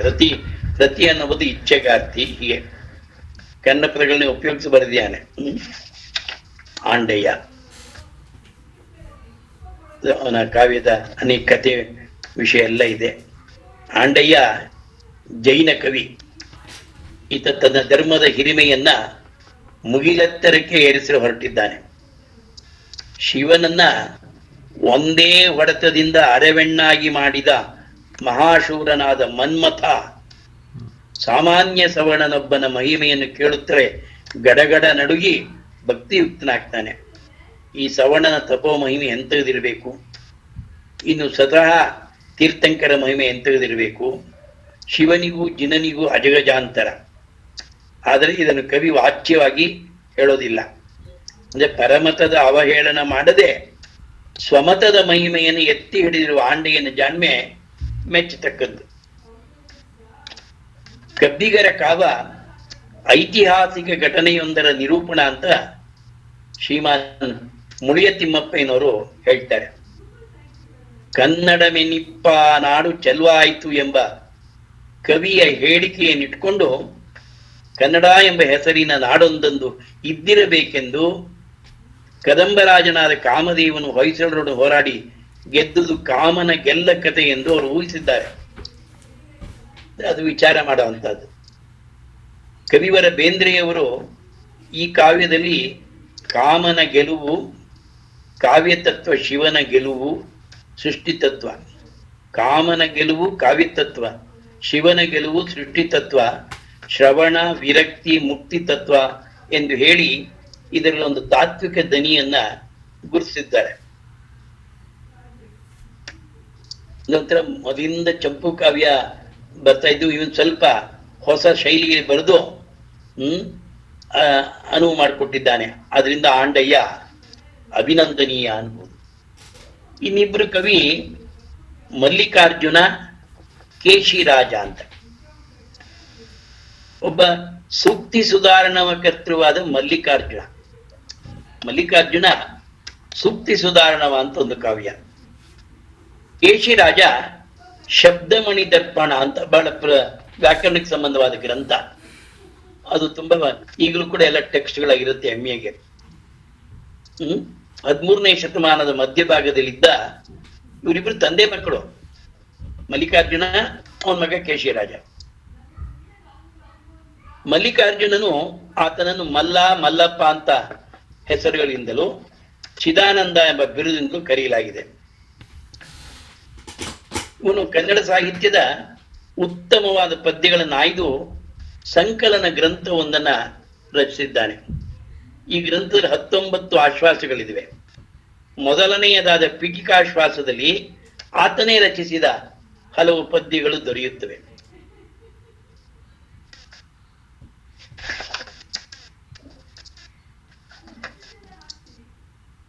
ಇನ್ನು ಕೇಶಿರಾಜನ ಮಣಿದರ್ಪಣ ಸಪ್ರಮಾಣವಾದ ಹಳಗನ್ನಡದ ವ್ಯಾಕರಣ ಗ್ರಂಥ. ಇದು ಎಲ್ಲ ಪದ್ಯ ರೂಪದಲ್ಲಿರುತ್ತೆ, ಬಟ್ ವ್ಯಾಕರಣಕ್ಕೆ ಸಂಬಂಧಪಟ್ಟದ್ದು. ಇಲ್ಲಿನ ಸೂತ್ರಗಳೆಲ್ಲವೂ ಕೇಶಿರಾಜ ವಿರಚಿತ ಕಂದ ಪದ್ಯಗಳು. ಅವುಗಳ ವೃತ್ತಿಯನ್ನು ತಾನೇ ಬರೆದು ಪೂರ್ವಕವಿ ಪ್ರಯೋಗಗಳನ್ನು ಉದಾಹರಣೆಯಾಗಿ ಕೊಡುತ್ತಾನೆ. ಕೇಶಿರಾಜ ಒಳ್ಳೆಯ ಕವಿ ಎಂಬುದಕ್ಕೆ ಸರಳವಾಗಿ ನಿರರ್ಗಳವಾಗಿ ಹರಿದುಕೊಂಡು ಹೋಗುವ ಈ ಪದ್ಯಗಳೇ ಸಾಕ್ಷಿ. ಆತ ರಸಜ್ಞನೆಂಬುದಕ್ಕೆ ಆತನ ಉದಾಹರಣೆಗಳೇ ಸಾಕ್ಷಿ. ಅವು ವ್ಯಾಕರಣಕ್ಕೆ ಕಾವ್ಯದ ಮೆರುಗನ್ನು ಕೊಟ್ಟಿವೆ. ಆತನ ಪ್ರಾಮಾಣಿಕತನ ಸ್ತೋತಾರ್ಹವಾದುದು. ಪ್ರಮಾಣವಿಲ್ಲದೆ ಆತ ನಿಯಮ ರಚನೆಗೆ ಕೈ ಹಾಕ. ಕನ್ನಡ ಭಾಷಾ ಬುದ್ಧಿಯನ್ನು ಉಳಿಸಿಕೊಳ್ಳಲು ಆತ ಕಳಿಕಳಿಯಿಂದ ಪ್ರಯತ್ನಿಸಿದ್ದಾನೆ. ಕನ್ನಡಕ್ಕೆ ಧಾತುಪಾಠವನ್ನು ಸೃಷ್ಟಿ ಮಾಡಿಕೊಟ್ಟ ಕೀರ್ತಿಯು ಆತನಿಗೆ ಸಲ್ಲುತ್ತದೆ. ಸುಸಂಸ್ಕೃತವಾದ ಸಾರಸ್ವತ ವಾತಾವರಣದಲ್ಲಿ ಹುಟ್ಟಿ ಬೆಳೆದ ಆತನಿಗೆ ತನ್ನ ನಿಷ್ಕೃಷ್ಟ ಜ್ಞಾನದಲ್ಲಿ ಆತ್ಮಪ್ರತ್ಯಯ ತುಂಬಿದೆ. ತಾನು ನಡೆದುದೇ ಮಾರ್ಗಂ, ಪದವಿಡಲೊಡರಿಸಿದುದೇ ಭಂಗಿ, ಕೇಶವಂಗಿದಿರುಂಟೆ ಅಂತ ಹೇಳ್ಕೊಂಡಿದ್ದಾನೆ. ಅಂದ್ರೆ ಇದನ್ನ ಅಹಂಕಾರ ಮೂಲವಾದ್ದಲ್ಲ, ಸರ್ವಸತ್ಯ. ನಿರುತಂ ಕರ್ನಾಟದೊಳ್ ಪರಿಕಿಸೆ ಶಬ್ದಜ್ಞನಾವನೋರ್ವನೆ ಲೋಕಕ್ಕರಿವಲ್ತೆ ಬಾಕು ಕವಿಕುಂಜರಿ ಕೇಶಿರಾಜ ಕೇಶಿರಾಜ ಎಂದು ಕವಿಮಲ್ಲ ಈತನನ್ನ ಹೊಗಳಿದ್ದಾನೆ. ಇನ್ನು ಮಹಾಬಲ ಅಂತ ಒಬ್ಬ ಕವಿ, 1200 ಇನ್ನೊಂದು 5-6 ಜನ ಇದ್ದಾರೆ ನೋಡೋಣ. 1254. ಈತ 22ನೇ ತೀರ್ಥಂಕರ ನೇಮಿನಾಥನ ಕಥೆಯನ್ನೊಳಗೊಂಡ ನೇಮಿನಾಥ ಪುರಾಣವನ್ನ 19 ಆಶ್ವಾಸಗಳಲ್ಲಿ ಬರೆದಿದ್ದಾನೆ. ಇವನಿಗೆ ಸಹಜ ಕವಿ, ಮನೋಗೇಹ, ಮಾಣಿಕ್ಯ ದೀಪ, ವಿಶ್ವವಿದ್ಯಾ ವಿರಿಂಚಿ ಹೀಗೆ ಬಿರುದುಗಳು ಇದೆ. ಅದೇ ಶುದ್ಧ ಸುಳ್ಳು ಅಂದ್ರೆ ಅದು ಬಿರುದುಗಳು ಅಷ್ಟೊಂದು ದೊಡ್ಡ ಬಿರುದು ಬರುವಂತ ಪಾಂಡಿತ್ಯ ಏನಿಲ್ಲ ಅಂತ. ಎಲ್ಲ ಕಾವ್ಯವೆಲ್ಲ ಚರ್ವಿತ ಚರ್ವಣ. ಹಿಂದೆ ಬರೆದ ಕವಿತಾ ನೇಮಿನಾಥ ಪುರಾಣ ಹಿಂದೂ ಬರೆದಿದ್ದಾರೆ, ಇವನು ತಿರ್ಗಾ ಅದನ್ನು ಬರೆಯೋದು. ವರ್ಣನೆ ಕವಿ ಸಮಯಮಯ, ಔಚಿತ್ಯಕ್ಕೆ ಆಪೋಹ, ಅಲ್ಲಿ ಔಚಿತ್ಯ ಅನ್ನೋದು ಸರಿಯಾಗಿ ಉಪಯೋಗಿಸ್ಕೊಂಡಿಲ್ಲ. ಇನ್ನು ನರಹರಿ ತೀರ್ಥ ಅಂತ ಹರಿದಾಸ ಪಂಥಕ್ಕೆ ಸೇರಿದ ಈತ 1281 ಬರ್ತಾರೆ. ಈತನ ಚರಿತ್ರೆಯನ್ನು ನಾವು ದಾಸಪಂಥದ ಭಾಗದ ದಾಸ ಸಾಹಿತ್ಯ ಚರ್ಚೆ ಮಾಡುವಾಗ ನೋಡಬಹುದು. ನಮ್ಮ ಚೌಂದರಸ ಅಂತ ಕವಿ 1300 ದಶಕುಮಾರ ಚರಿತೆ, ನಳಚರಿತ್ರೆ ಎಂಬ 2 ಚಂಪು ಕಾವ್ಯಗಳನ್ನ ರಚಿಸಿದ್ದಾರೆ. ತಂದೆ ಮಧುಸೂದನ, ತಾಯಿ ಮಲ್ಲವ್ವೆ, ಮಡದಿ ಲಕ್ಷ್ಮಿ, ಅಣ್ಣ ಸರಸಕವೀಶ್ವರ. ತನ್ನ ದಶಕುಮಾರ ಚರಿತೆಯ ಪ್ರಾರಂಭದಲ್ಲಿ ವಿಠ್ಠಲನನ್ನ ಸ್ತೋತ್ರ ಮಾಡಿರೋದ್ರಿಂದ ಆ ಕಾವ್ಯದ ನಾಯಕನನ್ನ ಪಂಡ್ರಾಪುರಕ್ಕೆ ಕರೆತಂದು ವಿಠ್ಠಲನನ್ನು ಸ್ತೋತ್ರ ಮಾಡಿಸಿರೋದ್ರಿಂದ ಈತ ಪಂಡ್ರಾಪುರದವನು ಅಂತ ಊಹಿಸ್ಬೋದು. ಅವನು ಮಹಾರಾಷ್ಟ್ರ ಪಂಡ್ರಾಪುರಕ್ಕೆ ಸೇರಿದ. ದಶಕುಮಾರ ಚರಿತೆ ಸಂಸ್ಕೃತದ ಉದ್ದಾಮ ಕವಿ ದಂಡಿಯ ಕಾವ್ಯ ಅದು. ಯಾವುದು? ಆ ಕಾವ್ಯದಿಂದ ಕನ್ನಡಕ್ಕೆ ಇವನು ಬರೆದಿಯಾನೆ. ದಂಡಿ ಸಂಸ್ಕೃತದಲ್ಲಿ ಬರೆದಿಯಾನೆ ದಶಕುಮಾರ ಚರಿತೆ. ಕಥೆಯ ಪ್ರಧಾನವಾದ ಸರಗತೆಯನ್ನಂದ್ರೆ ಒಂದ್ ಕತೆ ಲಿಂಕು ಬರ್ತಾ ಇರುತ್ತೆ. ಒಳಗೊಂಡ ಈ ಕಾವ್ಯದಲ್ಲಿ 10 ಜನ ರಾಜಕುಮಾರರ, ದಶ ಅಂದ್ರೆ 10 ದಶಕುಮಾರರ 10 ಕುಮಾರರ ಚರಿತ್ರೆಯನ್ನ ವರ್ಣನೆ ಮಾಡಿದ್ದಾನೆ. ನಳಚರಿತ್ರೆ ಆಶ್ವಾಸ ವಿಭಾಗಗಳೇನು ಇಲ್ಲದೆ ಸುಮಾರು 800 ಪದ್ಯಗಳಲ್ಲಿ ಹರಡಿರುವ ಚಂಪು ಕಾವ್ಯ. ಬರೆದ ಇದು ನಳಚರಿತ್ರೆ ಚಂಪು ಕಾವ್ಯ. ಇದೆರಡು ಕಾವ್ಯಗಳು ಇವು ಕೊಟ್ಟಿದ್ದಾನೆ. ಇನ್ನೊಬ್ಬ ಕವಿ ನಾಗರಾಜ ಅಂತ ಅದೇ ಈಗ ನಾಗರಾಜನ ಪ್ರಸ್ತಾಪ ಮೊದಲು ಬಂತು. ಪಂಪನ್ನು ಹೊಗಳಿದ್ದಾನೆ, ಹೊಗಳುವಾಗಿದ್ದಾಗೆ ಪಂಪ ಬಿಟ್ಟು ಇನ್ನೊಬ್ಬ ಕವಿ ಇಲ್ಲ ಅಂತ ಹೇಳ್ತಾ ಆತರ. ಈತನ ತಂದೆ ವಿವೇಕ ವಿಠ್ಠಲ ದೇವ, ತಾಯಿ ಭಾಗೀರಥಿ, ಸೋದರ ತಿಪ್ಪರಸ, ಗುರು ಅನಂತ ವೀರ ಕೇವಲಿ, ಭಾರತೀ ಬಾಳನೇತ್ರ, ಸರಸ್ವತಿ ಮುಖತಿಲಕ ಅನ್ನೋ ಬಿರುದುಗಳು. ಇವನು ಗುರುವಿನ ಅಪ್ಪಣೆಯಂತೆ ಸಗರದ ನಗರದವರಿಗಾಗಿ ಈತ ಪುಣ್ಯಾಶ್ರವ ಅಂತ ಒಂದು ರಚಿಸಿದ್ದಾನೆ. ಇದು ಈ ಗ್ರಂಥದಲ್ಲಿ ಪೂಜೆ, ಗುರುಪಾಸ್ತಿ, ಸ್ವಾಧ್ಯಾಯ, ಸಂಯಮ, ದಾನ, ತಪಸ್ಸು, ಗೃಹಸ್ಥ ಧರ್ಮದ ವಿವರಣೆ ಇದೆಲ್ಲ ಬರುತ್ತೆ. ಅಂದ್ರೆ ಇವು ಜೈನ ಧರ್ಮದ ಶ್ರೇಷ್ಠತೆಯನ್ನ ಸಂಸ್ಥಾಪಿಸ್ತದೆ. ಒಡ್ಡಾರಾಧನೆಯಲ್ಲಿರುವ ಕಥೆಗಳಲ್ಲಿ ಹಿಂದೆ ನಾವು ನೋಡಿದ್ವಿ, ಶಿವಕೋಟಾಚಾರ್ಯ ಎಂಬವನು ಒಡ್ಡಾರಾಧನೆ ಗದ್ಯದಲ್ಲಿ ಬರೆದಿಯಾನೆ ಅಂತ. ಅದ್ರ ಕೆಲವು ಕಥೆಗಳನ್ನ ಇದರಲ್ಲಿ ಮಾಡಿದ್ದಾರೆ. ಇನ್ನು ಬಾಹುಬಲಿ ಪಂಡಿತ ಅಂತ ಒಬ್ಬ 1357 ಇದ್ದ ಕವಿ, ಮಧುರ ಕವಿ ಅಂತ 1385. ಈ ಇಬ್ರು ಕವಿಗಳು 15ನೇ ತೀರ್ಥಂಕರನಾದ ಧರ್ಮನಾಥನ ಪುರಾಣವನ್ನು ಬರೆದಿದ್ದಾರೆ. ಉಭಯ ಭಾಷಾ ಚಕ್ರವರ್ತಿ ಬಿರುದಾಂಕಿತ ಬಾಹುಬಲಿಯದು 16 ಆಶ್ವಾಸಗಳ ಪ್ರೌಢ ಗ್ರಂಥ. ಮಧುರ ಕವಿಯ ಗ್ರಂಥದಲ್ಲಿ 4 ಆಶ್ವಾಸಗಳು ಮಾತ್ರ ಉಪಲಬ್ಧವಾಗಿವೆ. ಈತ ವಿಜಯನಗರದ ಹರಿಹರ ರಾಜನ ಆಸ್ಥಾನದಲ್ಲಿ ಕವಿಯಾಗಿದ್ದ ಅಂತ ತೋರುತ್ತೆ. ಈ ಕವಿಗಳಿಬ್ಬರು ಹಿಡಿದಿರುವ ಹಾದಿ ಸಂಪ್ರದಾಯಶೀಲವಾದುದು. ಜೈನ ಪುರಾಣಗಳ ಪಡಿಯಚ್ಚು, ಅದೇ ಪ್ರೌಢಿಮೆ, ಅದೇ ವರ್ಣನಾ ವೈಖರಿ, ಏನು ಹೊಸದಾಗಿ ಏನಿಲ್ಲ. ಇನ್ನು ಇನ್ನೊಬ್ಬ ಕವಿ ಮಂಗರಾಜ ಅಂತ, ಕ್ರಿಸ್ತಶಕ 1360. ಖಗೇಂದ್ರ ಮಣಿದರ್ಪಣ ಅನ್ನೋ ವಿಷವೈದ್ಯ ಗ್ರಂಥವನ್ನು ಬರೆದ ಮಂಗೇಶ ತಾನು ಹೊಯ್ಸಳ ದೇಶದ ದೇವಳಿಗೆಯ ನಾಡಿನ ಮುಗುಳಿಪುರದ ಅಧಿಪ ಅಂತ ಹೇಳ್ಕೊಂಡಿದ್ದಾನೆ. ಪೂಜ್ಯಪಾದರ ಶಿಷ್ಯ ಅಂತ. ಆತನಿಗೆ ಕಾಮಲತೆ ಎಂಬ ಹೆಂಡತಿ, 3 ಮಕ್ಕಳಿದ್ರು ಅಂತ ತನ್ನ ಗ್ರಂಥದಲ್ಲಿ ಹೇಳ್ಕೊಂಡಿದ್ದಾನೆ. ವಿಜಯನಗರದ ಅರಸ ಹರಿಹರನನ್ನು ಹೊಗಳಿರೋದ್ರಿಂದ ಇವನು ಆ ರಾಜನ ಸಮಕಾಲೀನ ಇರಬಹುದು. ಸುಲಲಿತ ಕವಿಟಿಕ ವಸಂತ ಅಂತ ಬಿರುದು, ವಿಭುವಂಶ ಲಲಾಮ ಅಂತ ಬಿರುದುಗಳು. ಶಾಸ್ತ್ರ ಗ್ರಂಥವಾಗಿ ಬರೆದಿದ್ದಾನೆ ಇವನು, ಖಗೇಂದ್ರ ಮಣಿದರ್ಪಣ ಅಂತ. ಆದ್ರೂ ಕಾವ್ಯ ಗುಣಗಳಿಂದ ಕೂಡಿದೆ. ರಚನೆ ಲಲಿತವಾಗಿ ನಿರಗ್ರಹವಾಗಿ ಹರಿತಾರೆ. ಕನ್ನಡ ಸಾಹಿತ್ಯ ಜಗತ್ನಲ್ಲಿ 4 ಜನ ಮಂಗರಾಜರಿದ್ದಾರೆ. ಮಂಗರಸ, ಮಂಗರಾಜ ಅಂತ. ಮೊದಲನೇ ಮಂಗರಸ ಇವನೇ, ಖಗೇಂದ್ರ ಮಣಿದರ್ಪಣಕಾರ. ಎರಡನೆಯ ಅಭಿನವ ಮಂಗರಾಜ 1398 ಬರ್ತಾನೆ. ಕವಿ ಮಂಗಾಭಿಧಾನ ಅಂತ ಒಂದು ನಿಘಂಟು ಬರೆದಿದ್ದಾನೆ, ಡಿಕ್ಷನರಿ ಅವನು. ಎರಡನೇ ಅಭಿನವ ಮಂಗರಾಜ. ಮೂರನೇ ಮಂಗರಾಜ ಸಮ್ಯಕ್ತ್ವ ಕೌಮುದಿ, ಜಯನೃಪ ಕಾವ್ಯ, ಜಿನೇಶ ಸಂಗತಿ ಇತ್ಯಾದಿಗಳನ್ನು ಬರೆದವನು.